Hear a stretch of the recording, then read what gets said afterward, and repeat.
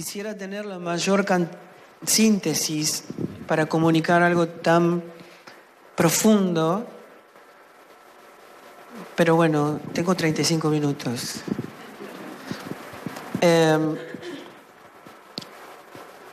La realidad de los hijos de Dios es que la mayor parte de nuestra vida hablamos de lo que no entendemos. Hablamos de lo que creemos, pero el conocimiento o nuestro entendimiento viene en una medida de conocimiento. Desde la primera semilla de mostaza de fe, en la cual nosotros vamos a Cristo porque entendemos la condición del hombre, entendemos la mala noticia. Y cuando nos damos cuenta desesperadamente que necesitamos un Salvador, el Señor nos recibe y nos da vida. Nos da su espíritu, el espíritu de vida. Y desde ese preciso momento se produce una medida de conocimiento de cada día en donde por esa cruz el Señor dijo: nadie viene a mí, nadie puede venir en pos de mí si no se niega a sí mismo, toma la cruz y me sigue, ¿no? Esa cruz de la cual Pablo, hablando de la experiencia apostólica, la experiencia de ese misterio que Dios reveló de tiempos ocultos a los santos por primera vez, que es Cristo en nosotros, dice: la única manera de que esta realidad se nos revele y crezca en nosotros en un conocimiento que nos dé un entendimiento, y ese entendimiento es lo que nos transforma, ¿no? Somos transformados por medio de la renovación de ese entendimiento. Pero Pablo dice que para que esto ocurra, Él está a las 24 horas crucificado. Ese es mi estado, dice Pablo. Estoy crucificado juntamente con Cristo para que no viva yo, sino que viva Cristo en mí. Así que desde que al Padre le agradó revelarme al Hijo, no busquen más a Pablo. Pablo no está.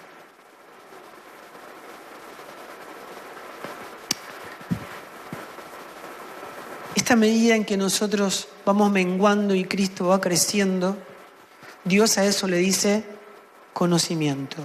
Toda la mente apostólica, toda la revelación apostólica de Cristo en nosotros y nosotros en Él, porque de eso se trata, toda la doctrina, toda la experiencia apostólica en la cual persevera la Iglesia de Jesucristo, este hecho de estar revestido de Jesucristo, es que cada día, por la obra de la cruz, le vamos conociendo más. Pero no es que vamos conociendo un mensaje, porque ustedes no van a encontrar en las Escrituras que le digan el mensaje del Evangelio. Nosotros le decimos así.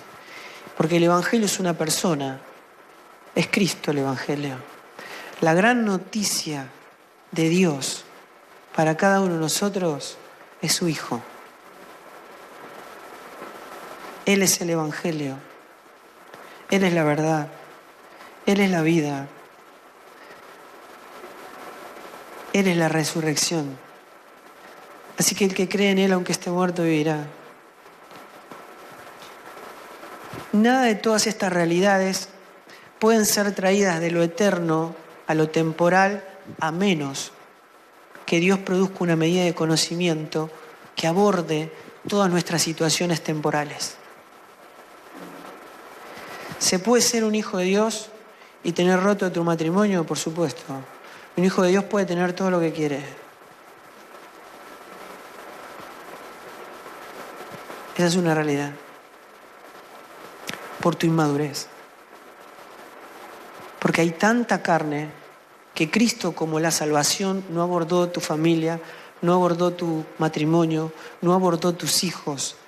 Aunque tenés todo en Él, vivís como si no lo tuvieras. Por la inmadurez. Por haber tanta carne en tu vida. ¿Cómo explico esto? A ver. Toda la palabra de Dios explica que cuando vamos a Cristo, nuestro espíritu es vivificado. Cristo se une a nuestro espíritu y se hace uno con Él. Pero las dos naturalezas, aunque son completamente diferentes y opuestas, y se repelen entre ellas, coexisten. El viejo hombre y el nuevo hombre, la carne y el espíritu, Adán y Cristo, coexisten en nuestras vidas. Entonces Pablo expresa: de aquello que no quiero hacer, eso hago, y lo que quiero hacer, eso no hago, porque descubro que en mí hay una ley, que es la ley del pecado que mora en mí. Eso no lo trata la sangre, lo trata la cruz. O sea que la guerra es contra la carne. ¿Cuándo? Hasta que el Señor nos venga a buscar. Si mi alma obedece a la carne, ¿qué crece? La carne, ¿verdad? Pero si obedece al Espíritu, Cristo crece y la carne mengua. La carne es una sustancia que debe estar crucificada permanentemente para que Cristo crezca en nosotros. Y si esto no ocurre, gente amada, todo lo que está en nuestra vida está en peligro. Porque Cristo es un blindaje divino y eterno para todas las cosas temporales. Todo lo que está en lo eterno, el hombre no lo puede tocar. Porque Cristo es inofendible. Porque el Cristo que habita en nosotros ama a sus enemigos. Bendice al que lo maldice. Ama al que no lo merece. Pone con gozo la otra mejilla. A menos que ese Cristo sea manifestado en mi vida, no vamos a poder expresar esta realidad eterna de la cual Dios nos hizo parte. Cuando la palabra de Dios está diciendo estad siempre gozosos, no está hablando de que nos esforcemos para que eso ocurra. No. Es un mandamiento. Porque cuando Cristo vino en nuestra vida, nos fue otorgado un poder por medio de su Espíritu. Y dice la palabra que ese poder es el mismo poder que habitó en Cristo resucitándolo de los muertos. ¿Y saben para qué opera ese poder en nosotros? Para vencer el pecado. Eso quiere decir que cuando un cristiano peca, es porque quiere hacerlo. Porque en sí mismo tiene un poder para ser fiel. En todo. Amén. Pero si gobierna nuestra carne, siempre se manifiesta la naturaleza que más alimentamos. Por eso la guerra es contra la carne. Y el lugar de la carne es la cruz, amados. Esa es la realidad. Ahora me están siguiendo, ¿no?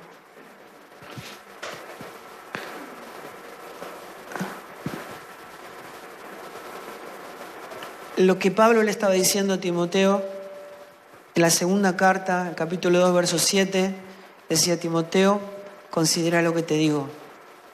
Esto es palabra de Dios, aunque no lo entiendas hoy. Y el Señor te va a dar entendimiento en todo. Miren, dice la palabra de Dios que la mente natural, la mente del hombre natural, que habita en nosotros,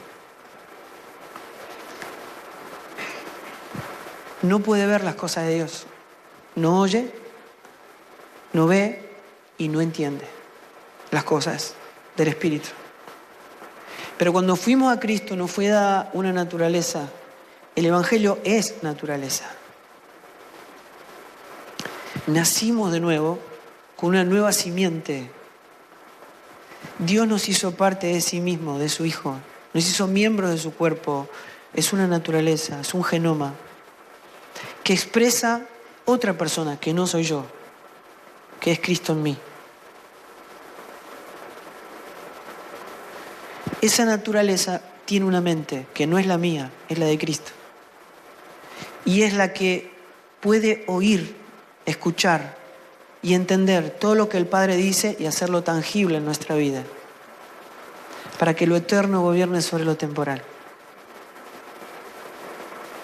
Cuando yo estoy escuchando algo, cuando yo estoy diciendo algo o estoy haciendo algo, tengo que saber en qué hombre estoy operando. Cuando alguien me hizo algo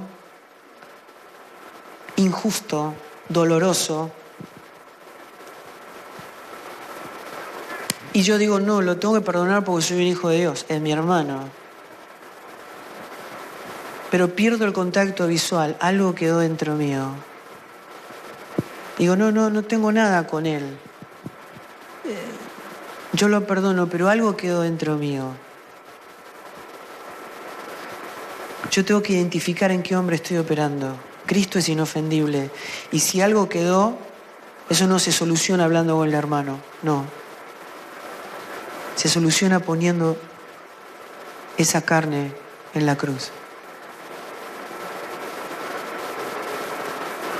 Me gustaría tener más tiempo de explicar bien esto, pero lo vamos a hacer lo más rápido que se pueda.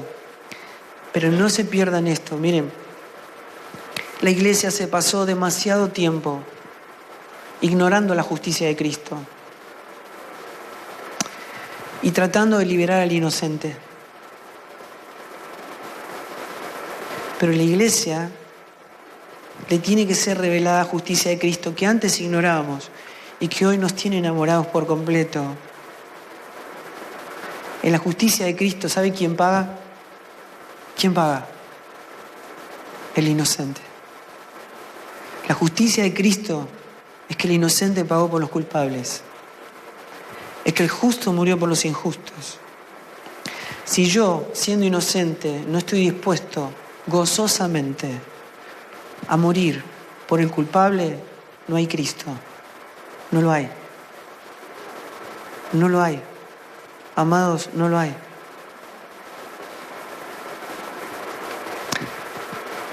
Podemos actuar conforme a los mandamientos.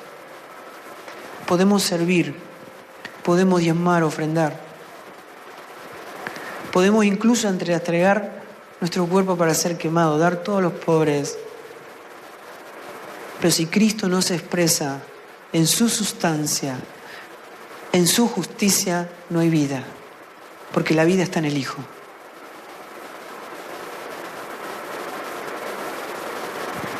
Ahora,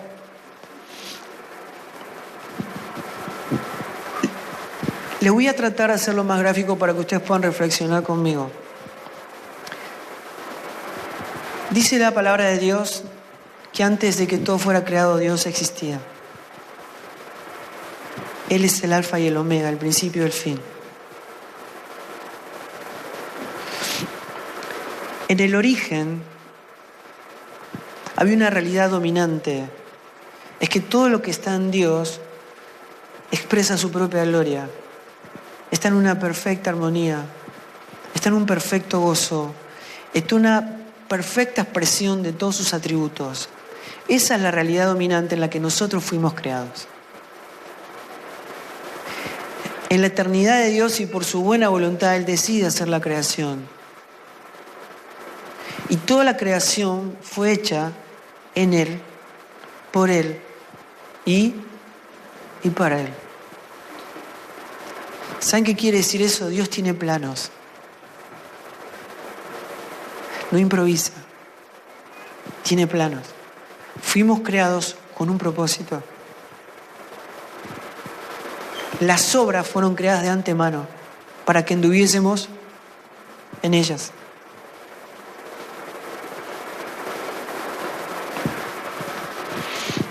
En el principio, en el origen,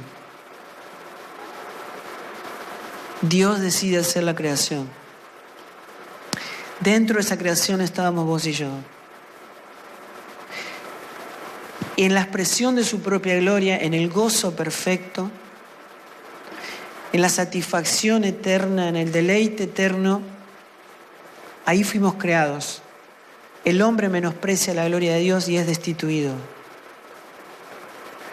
Y pierde todo, porque pierde la vida de Dios.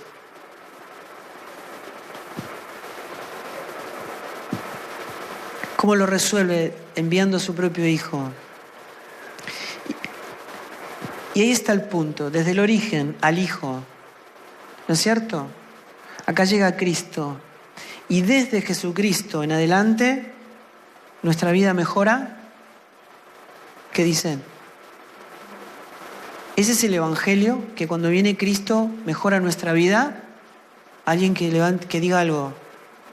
¿Sí o no? Escuchen, porque esto define el Evangelio. El Evangelio no mejora nuestra vida. De ninguna manera. De ninguna manera. El Evangelio nos devuelve al origen. No es lo mismo. No es lo mismo. Nos coloca de nuevo en Él. Nos permite comer del árbol correcto, que es lo que no hizo Adán. Y Jesús, como el postrer Adán, hace todo lo que el primer Adán no hizo. Es obediente en todo. Satisface por completo la voluntad del Padre. Nos reúne en Él y nos devuelve al origen. Nos coloca en Él.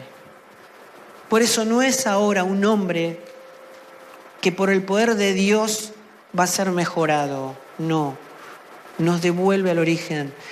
Por eso recuperamos la memoria eterna. Nos revela por el Espíritu el propósito por el cual fuimos creados. Y nos da una mente que estuvo desde el origen,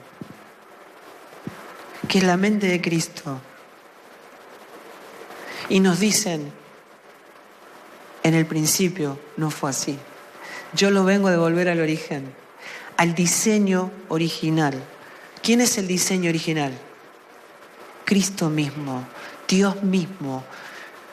Y la obra del Evangelio es modelarnos a la imagen de Cristo, no es mejorarnos. A nosotros nos ponen una cruz para que se manifieste ¿quién? El diseño original. ¿Quién es? Cristo. En donde el gozo es perfecto. Donde la satisfacción, donde el Padre mirando a su Hijo dice, Él es el quien yo tengo completa satisfacción. Él me complace en todo, es todo lo que yo deseo. Por eso no hay adoración si no hay una expresión del Hijo. Amados, adorar no es cantar. El cantar es un fruto de labios. Cuando hay una expresión de Cristo en nuestra vida, que es todo lo que adora el Padre. Esa expresión de Cristo, el fruto de Cristo es amor, gozo, paz, paciencia, benignidad, bondad, fe, mansedumbre, templanza. El carácter, los atributos de Cristo, que no son nuestros, que son Él, es lo que se pone de manifiesto. Pero no en mi vida, no en la vida de Fabián. Fabián está crucificado. Si hay algo bueno en mí es Cristo, y si hay algo malo en mí, soy yo. No me mejora. Yo sigo en una perfecta ignorancia, pero Cristo en mí es sabiduría divina, sabiduría oculta, eterna, que nos abraza, que nos envuelve y que se expresa. Por eso en Cristo no hay judío, ni griego, ni bárbaro, ni escita, no hay varón ni mujer. Porque Cristo, en Cristo, Él es el todo y en todos. Amén. Por eso cuando el apóstol dice, estad siempre gozosos, está diciendo, expresen lo que ya son. Pero si está lleno de carne, la carne no tiene nada de eso. ¿Quién puede expresar eso? El Cristo que habita en nosotros. Amén. Por eso el abordaje no es esforzarme por ser mejor. Es estar crucificado. No es lo mismo. No es lo mismo. Llegamos a caminos diferentes. No somos gente esforzándose para ser como Cristo. No somos gente actuando como Cristo. Es Cristo actuando en nosotros. No es lo mismo. ¿Amén? ¿Se entiende o no? No es tan difícil, ¿no? Por eso me permite a mí poder entender que la diferencia que hay entre lo bueno y lo malo, o entre lo bueno y la voluntad de Dios, no es lo mismo. En el Edén habían dos árboles. El árbol equivocado, ¿cómo se llamaba? El árbol del conocimiento del bien y del mal. O sea, el bien está en ese árbol, ¿o no? Ok. Y el otro era el árbol de la vida. O sea que el Evangelio no es lo que hace el bien. ¿No es cierto? No es cuestión de hacer algo bueno. La justicia humana es un balance entre lo bueno y lo malo, pero el Evangelio es un asunto de vida. Si Cristo hubiese operado, si Jesús hubiese operado en el árbol del conocimiento del bien y del mal, Él era inocente. Hubiesen pagado los culpables, pero es un asunto de vida. Y para que pudiera haber ocurrido eso, Él siendo inocente tuvo que morir por los culpables. Dijo, Padre, para así como yo soy uno en vos y vos en mí, ellos sean uno en mí y yo en ellos. Y esa justicia divina que pagó Cristo en nuestro lugar fue lo que hizo que el Padre le diera un nombre que es sobre todo nombre. Para que en el nombre de Jesús se doble toda rodilla y toda lengua confiese que Él es el Señor.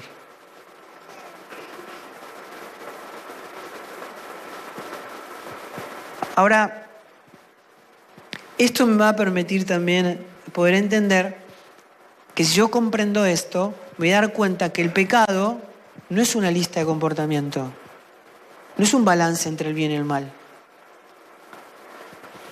Si la vida de Cristo en nosotros es una naturaleza, quiere decir que el pecado no es una transgresión. ¿Cuándo hubo una transgresión? ¿Cuándo hay transgresión? Cuando hay una ley, ¿no es cierto? Si no, no hay transgresión. Pero nosotros ya no estamos bajo ley. No estamos bajo ayo. Estamos bajo gracia. Cristo ya pagó. ¿Verdad? Y no ejercemos la justicia de los hombres. Porque la experiencia de Cristo es nuestra experiencia. No hay méritos personales. Todo lo que ocurre en la vida de un hijo de Dios es por los méritos de Cristo. Quiere decir que el pecado no es una transgresión, sino que es una traición a la naturaleza. Es una traición al diseño. ¿Me entienden? O sea, si un árbol de manzana saca una pera, es una traición a la naturaleza, ¿verdad? Cuando un miembro de tu cuerpo empieza a andar mal, ¿qué pasa con todo tu cuerpo? Se enferma. Pero nosotros no somos miembros del cuerpo de Cristo. ¿Puede que lo que yo haga afecte todo el cuerpo? ¿Es así? ¿Podemos pensar nosotros y no entender que todo lo que pasa en el cuerpo es corporativo? ¿Puedo decir yo, bueno, es mi vida, yo tomo decisiones por mí mismo, esto no afecta a nadie, en todo caso me hago mal yo? ¿Podemos decir eso los que estamos en Cristo? No. Porque el gozo es corporativo. Porque todo lo que ocurre en la vida del Hijo se expresa en Él, en su persona. Amén. Ahora miren, podemos entender entonces que la iglesia no es una expresión de servicio, sino que es la vida de Cristo que produce buenas obras. No es lo mismo, ¿no? Y produce un querer y produce un deseo que expresa la vida del Hijo, que expresa la vida de Cristo. Ahora, yo, para poder llegar, ya que no empecé y ya se me acabó el tiempo, ¿por qué Jesús dice, amen a sus enemigos, oren por los que le roban, le ultrajan y los persiguen? ¿Por qué dice, bendigan a los que los maldicen? Porque es la única forma de que Dios pudo producir en nosotros una nación santa que exprese la vida de su propio Hijo. Porque es actuar a la manera de Dios. Es su gobierno sobre nuestra vida. Dice en 1 Pedro 2:9, dice, ustedes son linaje escogido, real sacerdocio, nación santa, pueblo escogido por Dios. ¿Para qué? Bueno, para que anuncien las virtudes. ¿De quién? Las nuestras no. Las virtudes de aquel que nos llamó de las tinieblas a la luz admirable. Todo es para mostrar la vida del Hijo. Y todo lo que Dios produce en nosotros es para proteger esa vida y darla a conocer.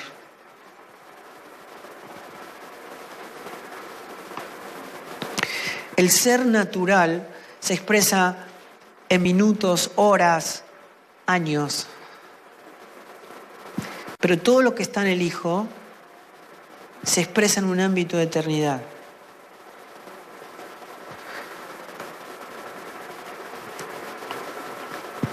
Si ustedes ven la palabra y Pedro lo expresa a Cristo como la verdad presente. La eternidad de Dios no es algo que dure mucho, es un eterno presente. Y lo que expresa la Escritura es que Dios no tiene gobierno sobre el pasado ni sobre el futuro, porque todo lo que Dios hace, lo hace en su Hijo, que es el eterno presente, que es la verdad presente. En la verdad presente está resuelto todo nuestro pasado y le da calidad a nuestro futuro. Porque todo se expresa en esta ley, porque Cristo es la respuesta antes de que aparezcan todos los problemas en el ser humano que habita temporalidad. ¿Por qué está resuelto nuestro dolor temporal cuando alguien parte? Cuando las circunstancias son adversas a todo lo que nosotros imaginamos. Porque Cristo es la solución, es la respuesta antes de que aparezcan todas las preguntas, todos los dolores y todas las circunstancias. Es el motivo por el cual los apóstoles podían decir, me gozo en las tribulaciones, me gozo en lo que padezco por ustedes, me gozo, y les digo, y me vuelvo a regocijar.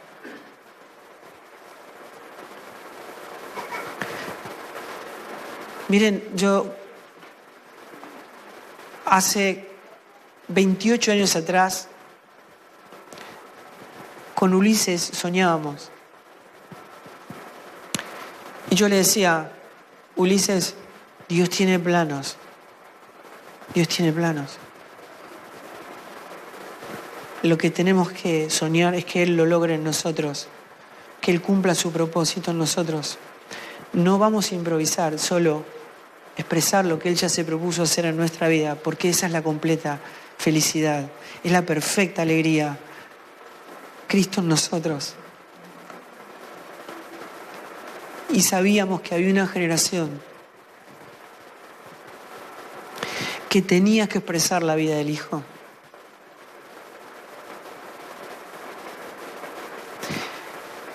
Y cuando uno mira la vida de las personas y en el momento en que alguien de nosotros tiene que partir, claro, la evaluación no es si hicimos cosas buenas o cosas malas, ¿no? Lo aprendimos hoy, ¿no?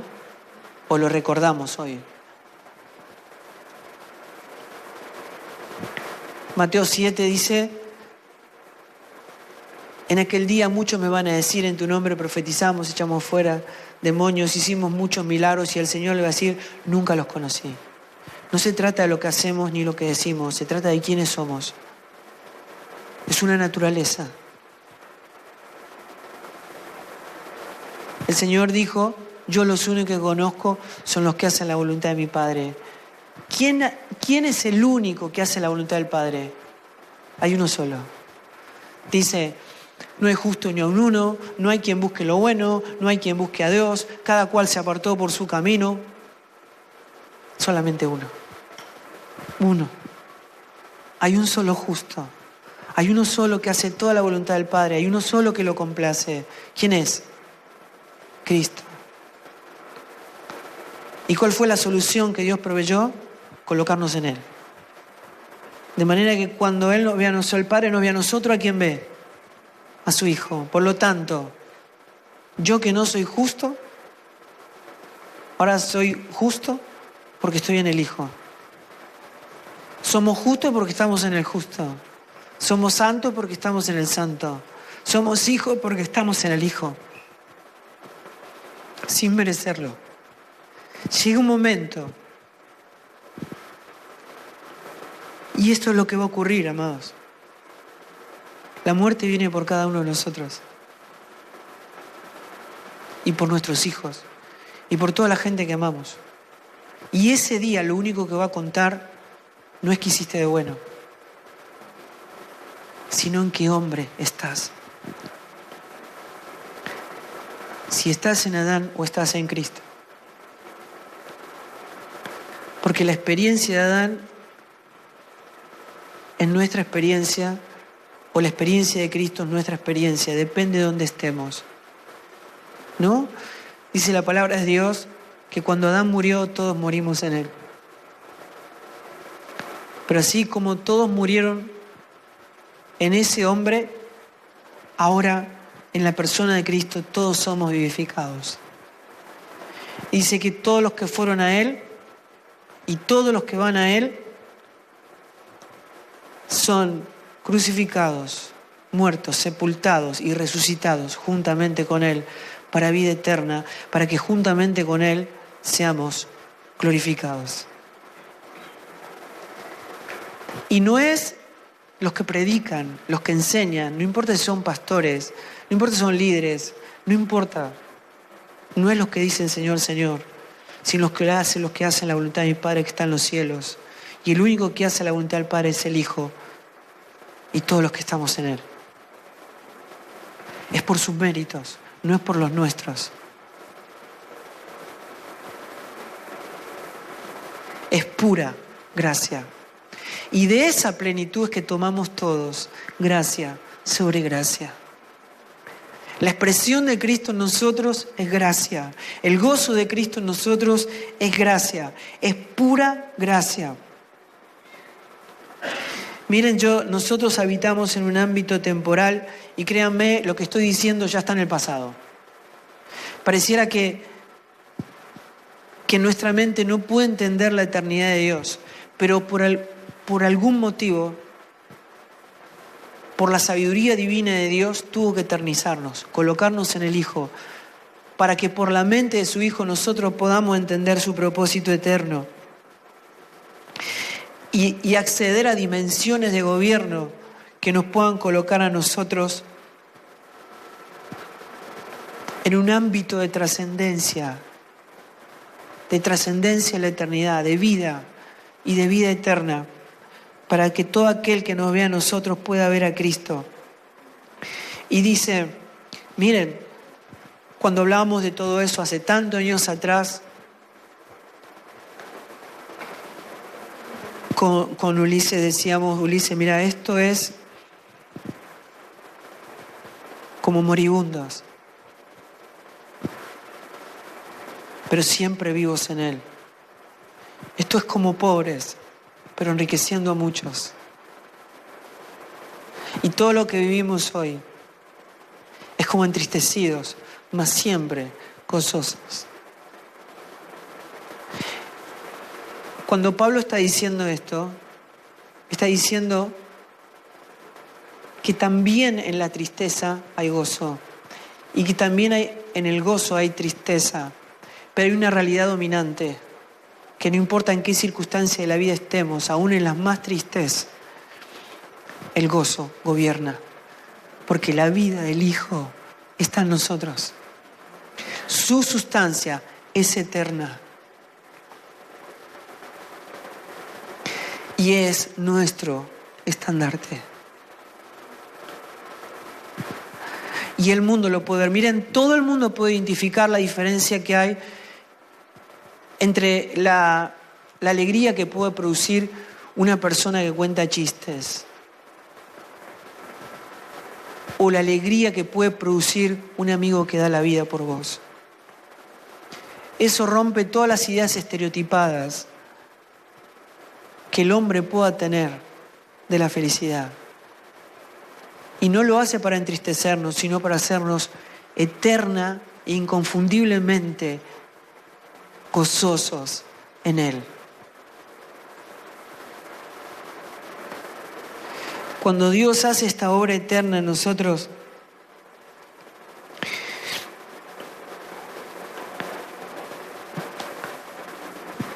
Piper decía, los actos más poderosos y dolorosos de la obediencia radical, empezando por el dolor por la causa del pecado, deben estar motivados por el profundo descubrimiento del deleite en Dios.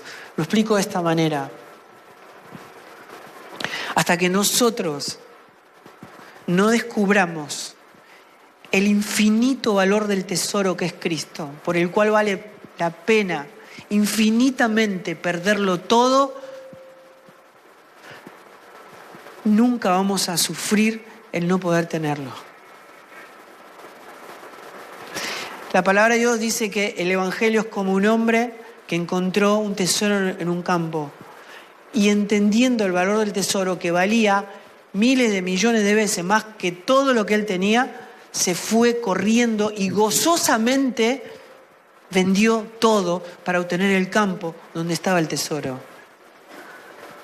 Hasta que no descubramos el infinito valor del tesoro que es Cristo en nosotros, nunca vamos a estar gozosos de perderlo todo por amor a Él.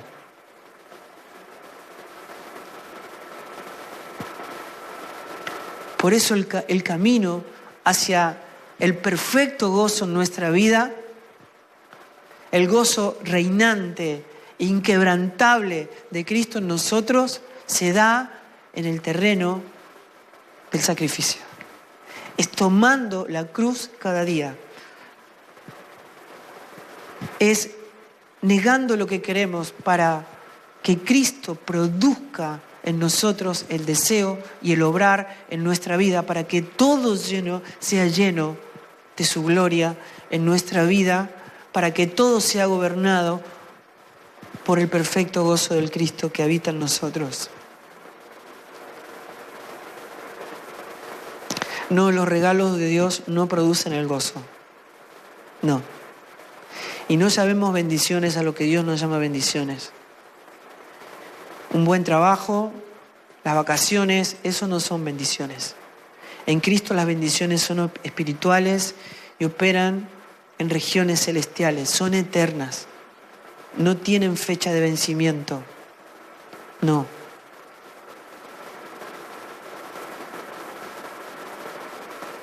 Por favor, amados, estas verdades nos tienen que ser reveladas.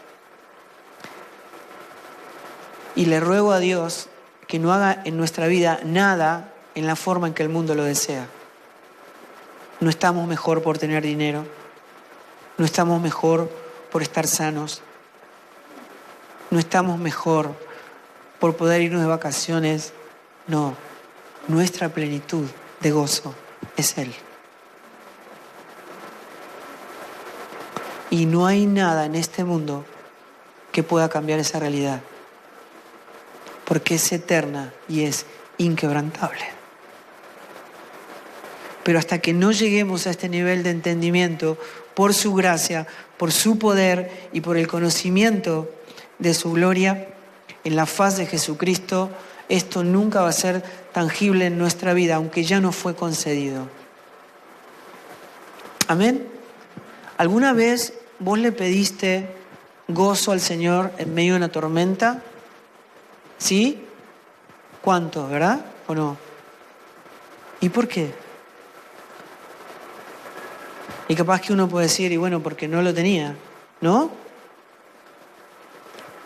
Y ese es el problema, es que no se nos revele el misterio que estuvo oculto de tiempos eternos, porque ya Dios, por su Espíritu, nos lo reveló a los santos, a los que tienen la mente de Cristo. ¿Cuál es ese misterio? Cristo en nosotros. Y el Cristo que está en nosotros, ¿qué es? ¿Cuál es el fruto del Cristo que está en nosotros? Amor. Y si yo le pido gozo sabiendo que el fruto de Cristo en mí es gozo, ¿qué le estoy pidiendo? ¿Algo que ya me fue? Entonces el problema es que no se me revela que ya me fue concedido todo en Él. Y que la única manera, el único abordaje para todo lo que Cristo es en mí se ha puesto de manifiesto es que haya menos de mí. Para que Él sea en mí el todo y en todos. La plenitud. Que Él crezca en mí. Esa es una guerra contra la carne hasta que el Señor nos venga a buscar. Escuchen, esto no termina. No termina hasta que Él venga por nosotros. Pablo, a un metro de encontrarse con el Señor le permite que un mensajero de Satanás lo abofetee. Estaba tratando con el orgullo de Pablo para que no se exalte desmedidamente por la grandeza de sus revelaciones. Y Pablo le pide que se lo saque. ¿Que no es bueno que Dios te sane? Y el Señor le dijo, no, Pablo, no. No, es para tu bien. Porque tu bien no es estar sano, es mi hijo. Tu bien es mi hijo. El supremo bien es Cristo. Entonces, para que vos no te agrandes y Cristo mengüe y no se deje ver mi hijo en tu vida, esta enfermedad te conviene. Pablo, mi gracia es suficiente. Lo tenés que entender. El supremo bien, el supremo gozo es Él. Y no importa lo que ocurra. Porque su persona, como el supremo bien, no se envuelve. Estamos sumergidos en Él. Es como un vaso en un océano, revestidos por dentro y por fuera de esta realidad eterna que nos tiene conmovidos, enamorados, nos hace temblar de gozo. ¿Cómo vamos a permitir que las situaciones temporales nos gobiernen, amados?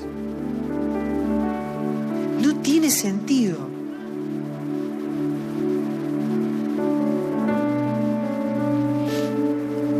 Caminamos sabiendo que estamos volviendo a casa todos los que estamos en Cristo. Que la vida del hombre es un soplo.